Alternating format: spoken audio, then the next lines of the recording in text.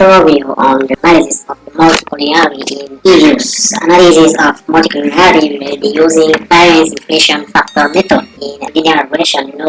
Multicollinearity can be a source of many variation in coefficient of least square estimation. So we use variance inflation factor in order to search for which of variable are source of multicollinearity. And in each tutorial, we will show you a term criteria which is used in order to choose which variable to include in the linear regression. So first of all, we need to know that in statistics, variance inflation factor is a question of the variance in a model with multiple terms by the variance of the model with one term alone. So it quantifies the severity of the multicollinearity in an ordinary least square regression analysis, as I told you earlier.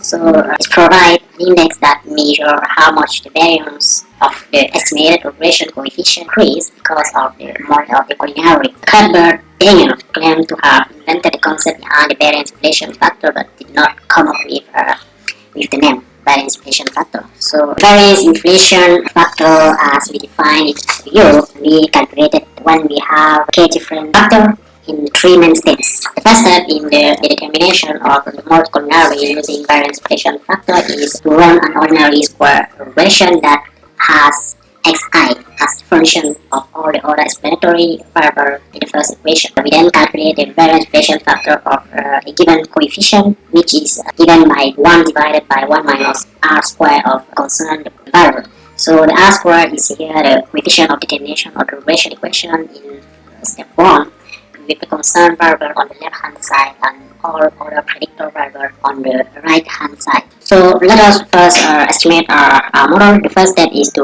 go in quick estimate equation. We express GDP per capita as dependent variable, GDP per capita in current US dollar. And the constant we have, for example, general government final consumption as first variable. We have openness index, inflation, consumer price index, the total population of the country, domestic credit provided by financial institution, school enrollment, and so on. So we will keep these different variables. I will add some more variable on bank capital asset ratio. We also have, for example, bank assets. Another bank indicator, we have non-performing loan provided by financial institution. We click on OK, and we have first of all to save our equation by clicking on name. So we keep the name equation 01, and then we click on OK. You can see that our equation is in our work file right now. To compute the variance inflation factor, we need to type the command. First of all, the name of our equation, EQ01 dot VARIF, variance, which means variance inflation. So we type the name of our equation, followed by dots, followed by command VARIF, variance inflation factor. Then we click on enter. So you see that variance inflation factor has been computed. So the variable that have the very higher variance inflation factor is the population, the total population, which is the variable that causes the most higher variance inflation factor. So we will remove raw population first of all in our equation. So we go on our equation, we select the variable total population and we delete it.